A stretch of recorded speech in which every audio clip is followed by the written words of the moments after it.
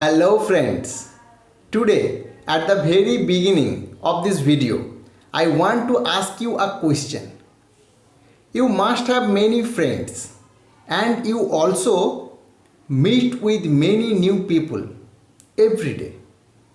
But have you ever met any girl named Draupadi? The answer must be a big no. For life of this amazing woman of Mahabharata is a tale of unending suffering. Born from the sacred sacrificial fire of Yajna, Draupadi seems to be walking through fire throughout her life. She was owned by Arjuna at a Swayamvara, but she was married to 5 Pandava brothers without consulting her. In the game of dice, Yudhishthira one by one loses all his possessions, but like an intoxicated gambler, he goes on playing. He loses his brothers, then himself, and at last he strikes Draupadi. Yudhishthira pledges her like chattel at a game of dice. On Duryodhana's order, the menstruating Draupadi is dragged into the Sabha by her hair. She is weeping, bleeding, clad in a single garment. For time immemorial, Draupadi, the princess of Panchala, has been regarded as a Krita, that means one who brings doom, destruction to her own clan. Today, I am going to introduce a book to you that does justice to this amazing woman of Mahabharata. The book is Chitra Banerjee Divakaruni's The Palace of Illusions. It is the story of Draupadi in her own voice. This book is almost her autobiography. First, some essential information about the book and the author. The Palace of Illusions is a 2008 novel by award-winning novelist and poet Chitra Banerjee Divakaruni. She is an Indian-American author, poet and a professor of creative writing at the University of Houston. Divakaruni's works are largely set in India and the United States and often focus on the experiences of South Asian immigrants.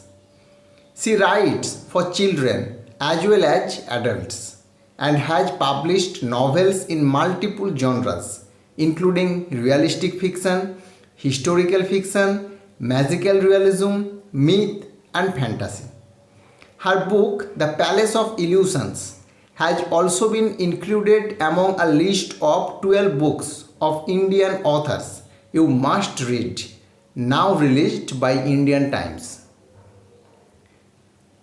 So, the plot of this book is based on Mahabharata. It is a retelling of Mahabharata through the voice of this special woman Draupadi. The narrative starts from her birth in King Drupad's home. Divakaruni's princess is a young rebel, a tomboy, a stubborn girl craving for her father's attention. She is determined to prove her own worth. Though popularly known as Draupadi, that literally means daughter of Drupad, she quickly reasserts herself and renames herself Panchali. That means from the kingdom of Panchala, rejecting the egoistic name her father gave her and refusing to believe that her identity was to be bound by the men in her life. Always in conflict with her elders on her expected role as a princess and a woman, she finds comfort and solace with her confidant and friend Krishna. Draupadi struggles hard to be independent, but from very early on in her life, she has to accept the higher values like protecting one's family honor and sacrificing for the greater good of the kingdom. The name of the novel comes from the marvelous palace of the Pandavas that they built, burning the Khandava Prastha forest. The palace of illusions was full of optical illusions. When their cousins, the Kauravas, visited there to attend the coronation ceremony of Yudhishthir, they found themselves puzzled and lost. Draupadi, in her haughtiness, mocked their bewilderment and caused the events that led to the great war that destroyed everybody. Most of this is true, as in the original epic. Divakaruni adds other imaginative twists of her own. Which man does Draupadi really crave? How does she get to describe the battle? And most dazzling discovery of all, who is the one who really truly loves her? I should not spoil the charm of these insights.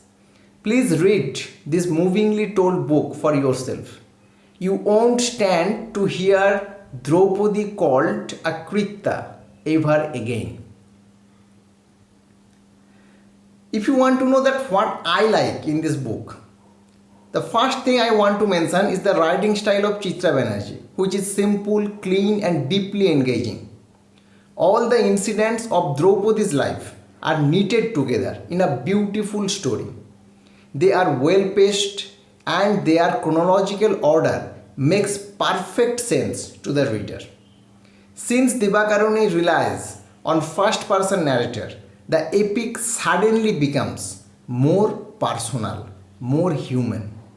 The story has a good flow and continuity, which will also enable someone new to the epic to follow the sequence of events easily.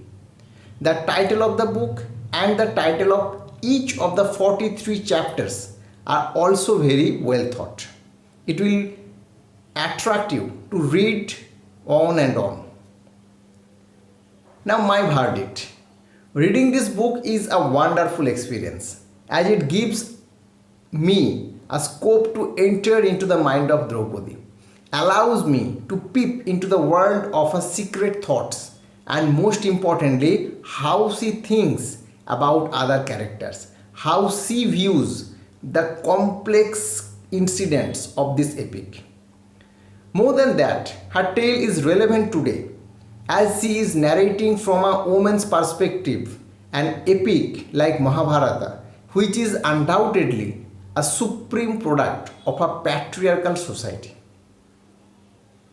This book is a must read for those who love to read mythology and mythological fiction. Anybody who have not read Mahabharata or have read Mahabharata will enjoy this book. And for that reason, I want to give this book a 5-star. If you like this review, please hit the like button. If you have already read the book, you can share your experience, your views with me in the comment section. I also request you to subscribe to my channel where you will get such more reviews regularly. You can also buy this book from Amazon using the link given in the description box. That's all for today. Thank you for watching. Have a nice day.